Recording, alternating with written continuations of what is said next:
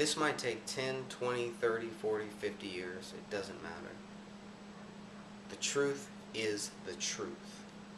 And the truth is that Calaveras County Sheriff's Office cannot prove their allegations against Philip Marshall. I'm not a lawyer. Is that slander? Is there anything that we can do?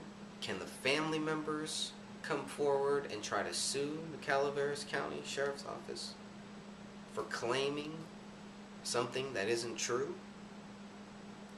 It's up to the family members now. My friend Dan Hennon, who is probably the main researcher on this, Dan Hennon has done such a great job of keeping this case going, asking the right questions, making those phone calls, and Chris Gordon too. I mean, but we're all working as one here, so I want to support them. I want the truth to come out. And one of the things that Dan found is it's gonna take the family members now. We can't get access to things that we need to get access to. The family members should be able to get access to the witness reports of what they saw when they walked into that house and saw Philip Marshall's dead body and his children's dead body. What did they actually see? It doesn't matter who they are. That doesn't need to be explained, who they are. What did they see? What does the report say that they saw? And what does that person say?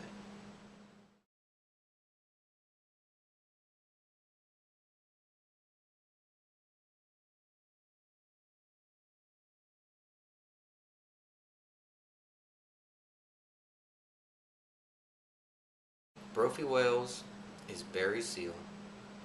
Philip Marshall is Rand Chapman. And John Cathy is John Cathy, who is Oliver North. And this does all go back to George Bush Sr. too in this book here. So you have some fiction going on probably, but it looks like you have more facts that are being told here. I don't know. So this is a fictional story, but it is based on real people. It's really good, really touching, and really dark. I do have a history of spoiling movies, and so I'm going to try not to spoil this book as much as I possibly can. Marshall takes us on a midnight run with a daredevil DEA informant who has infiltrated the Medellin cartel and is simultaneously running illegal arms to the Contra rebels in Nicaragua. The informant character is based entirely on true events of Barry Seal, working under George Bush and Ollie North, who was running an illegal weapons pipeline from Mena, Arkansas to Central America, and a northbound cocaine pipeline from Central America back to Mena. So, cocaine from Central America to Mena, Arkansas. Illegal weapons from Mena, Arkansas into Central America. All set up by a guy, John Cathy. This is his plan. So, and John Cathy is getting orders from the Vice President of the United States. A very telling book, very good book, around 1984. Randolph Chapman is a sidekick to the informant in a deadly game of MAC-10 machine guns, cocaine, and a corrupt group inside the U.S. executive branch who had formed a covert cocaine trafficking enterprise of their own, headquartered in the basement of the White House. The U.S. enterprise takes over the routes after the cartel is rounded up and executed. So once they get rid of the Medellin drug cartel, who's going to take over? Well, the U.S. government. Sounds like Afghanistan. Sounds very similar to what happened there.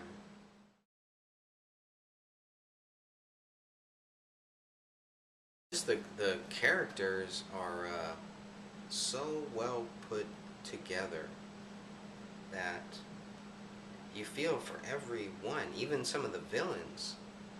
And there's more than one bad guy, but the story just builds and builds and builds.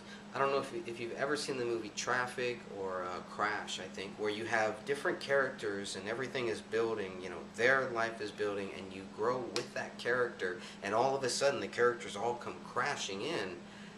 That's exactly what happens here.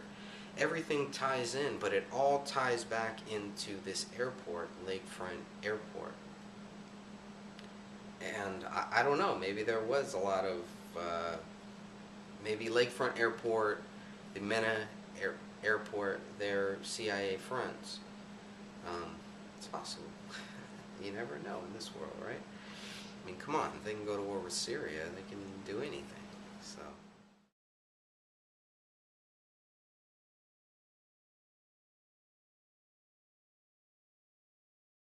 Brophy Wales is Barry Seal, captain of the Piper Seneca, a twin-engine jet which is carrying 15 wrapped bales of goods.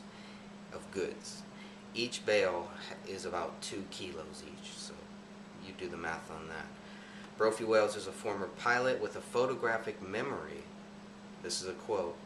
The black hair he combed over the thin spot on his crown was going gray. So it kind of shows you that he's aging.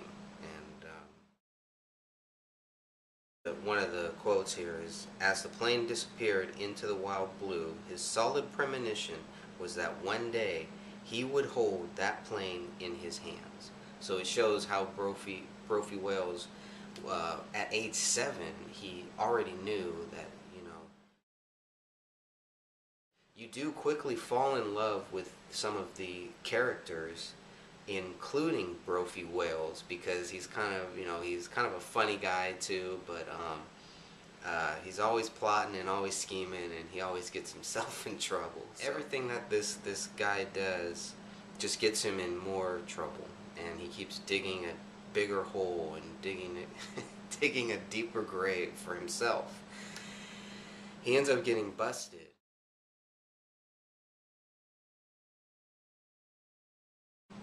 Brophy Wales is given a choice by a guy named John Cathy, and that is an interesting name.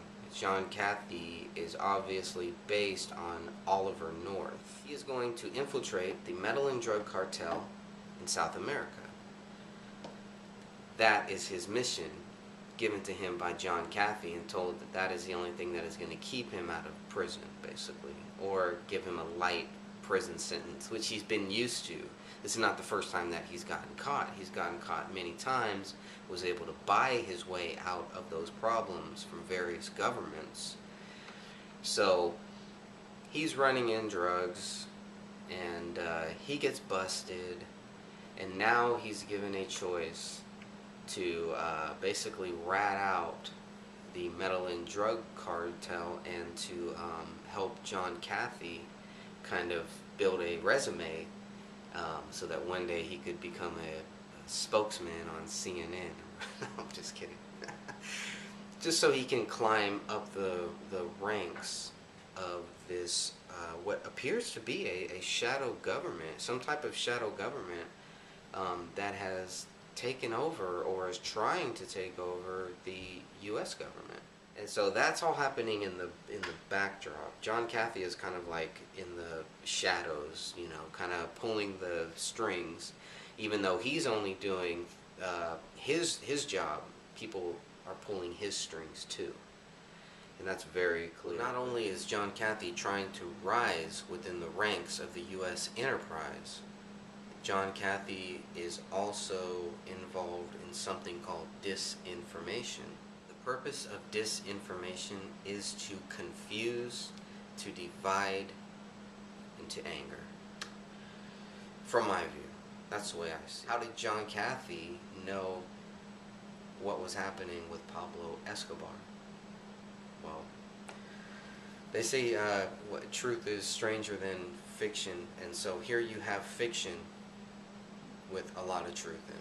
And it's impossible to say how much of this book is actual fact or how much of it is fiction, because the author is not with us now.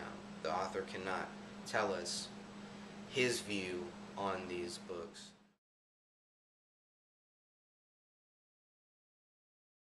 Randolph Chapman is based on Philip Marshall.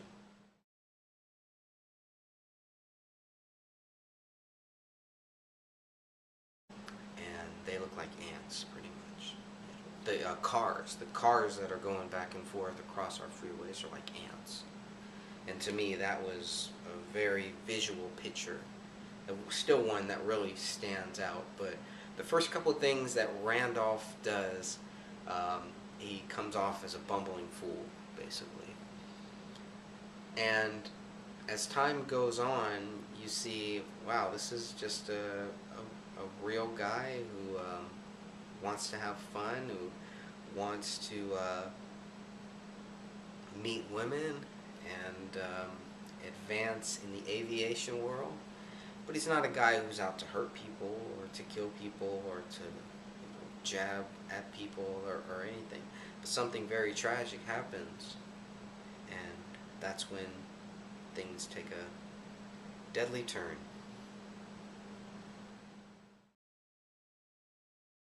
Okay, so trying to climb his way up to the ranks, Rand lands a pretty cool job where he will be flying out of the country into Mexico. So he goes into Mexico and he's hanging out at some bar, I guess, and he meets this girl.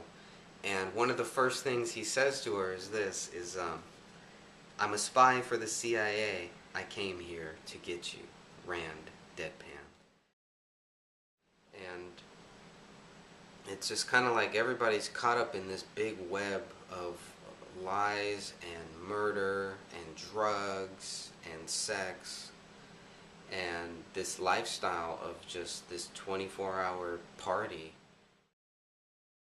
But I think Rand Chapman is probably the main character in this story. And that's the character that I really got attached to very quickly. And man, does he have problems. That's why I think it'd make it a great movie, because you could really see the rise and the fall of these people.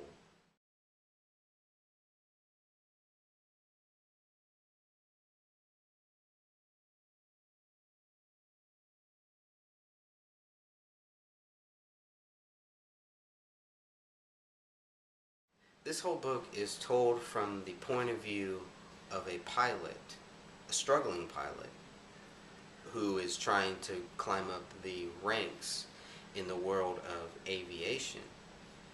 And it tells the other story of a guy, Brophy Wales, who has fallen from those same ranks, and how the two meet, and all the bad stuff that they do.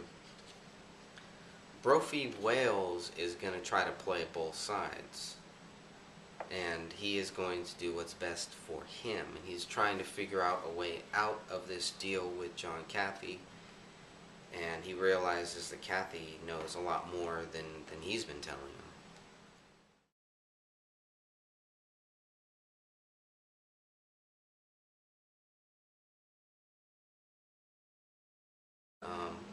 I think Randolph is the main character of this, even though you're kind of thinking Brophy Wales is like the bumbling sidekick. I mean, they call in the book, Randolph is called the sidekick, but maybe Brophy is. I mean, it is Brophy's story. The story wouldn't happen without him, but you're not always rooting for Brody. You kind of find yourself thinking, well, man, this guy can't be trusted. Everything he does is it just gets him into more trouble. So, and Rand goes through so much hardship that you want him to do something great. You don't want him to team up with Brophy Wales, because you can see Brophy Wales is on his way down. Rand is a young guy who's on his way up. And it's just when worlds connect, collide, things happen, man, and bad things happen. And that's why my friend Chris Gordon said, you know, the main thing to learn from Philip Marshall's death is don't get involved with people like this. And if that is the only thing people get out of this book, then that is a great thing. Because you do not want to get involved with evil people. You do not want to get involved with people who are playing games, who are hurting other people, who are killing other people. And because if they will hurt other people and kill other people, one day they might feel like they have to hurt you or kill you. So stay away from those people. And I think that's a great lesson from this book.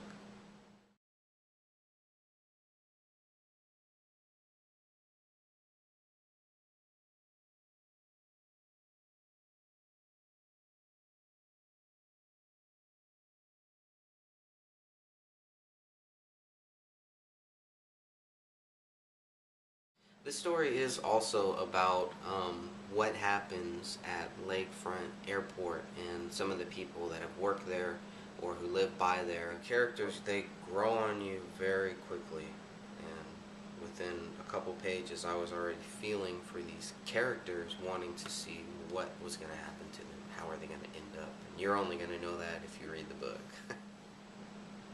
Some of the characters you don't need to give too much of the detailed information because they're public figures, like John Cathy, or the vice president, or the president, who's also mentioned, or a drug cartel leader like Pablo Escobar, who you can look up and find out more information on that person in a couple seconds, which will lead you to more questions. Well, how did this guy get so powerful? Who did he really work for?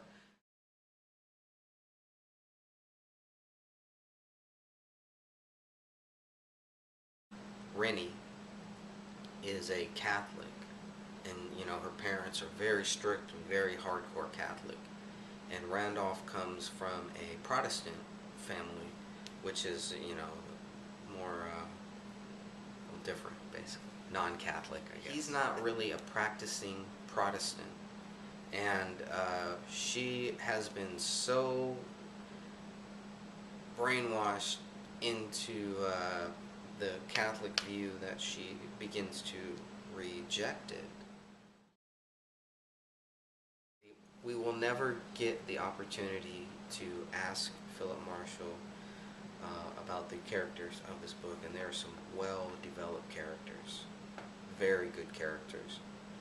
Like I said, I was rooting for people I shouldn't have been rooting for, but I could visualize what he was saying. And for me, as a writer, or as a someone who's beginning to try to write fictional books, I learned a lot from just reading his books. And that's one of the things that I've learned, is that the more that you read, the more that you learn how to write. So if you're ever wondering, how do I start writing, or I don't know, I want to write, but I'm not sure what type of books that I want to write, start reading, and very quickly you will see what books grab you, and the books that grab you are probably the books that you want to actually write too.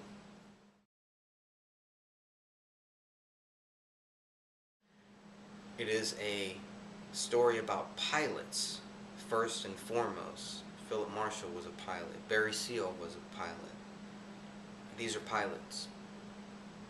And even when Randolph Chapman is driving his car, he's speaking pilot speak. So that's why I think this book would be very good for pilots to read. I think they would really enjoy it. They might understand a lot of the terminology that I had trouble with.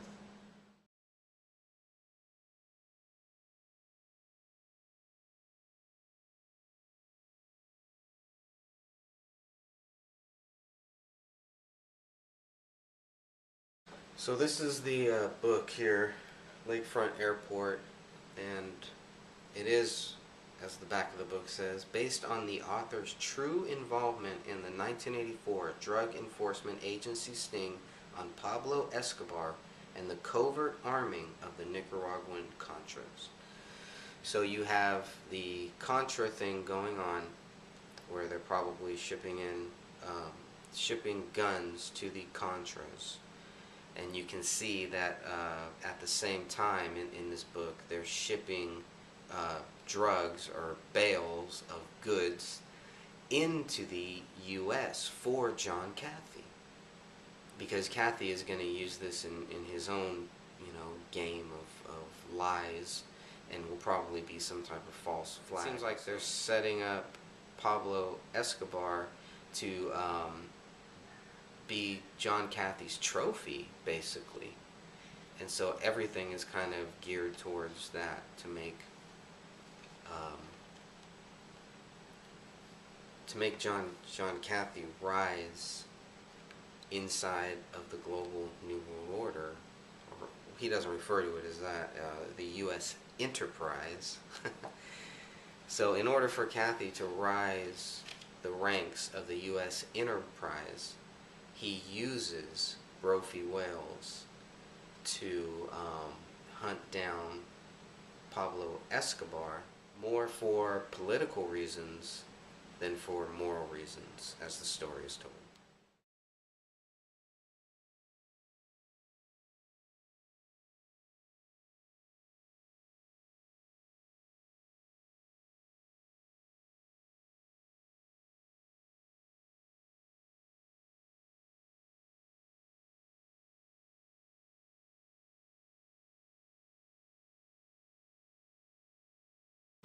This book is very similar. It has a lot of ups and downs, and when you look at um, Philip Marshall's life, you can kind of see the ups and downs. Even based on the very little that we know about Philip Marshall, you can still see some ups and downs in that too.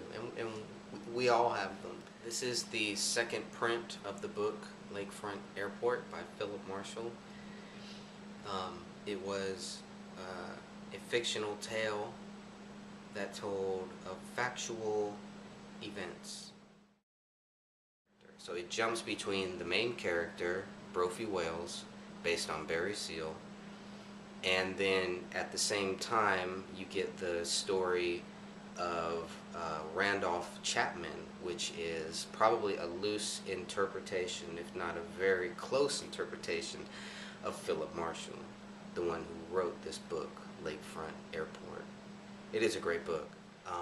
Murder and suicide follow Randall Chapman throughout this whole book. And when you think about who the author is, it is a little eerie, it's a little strange.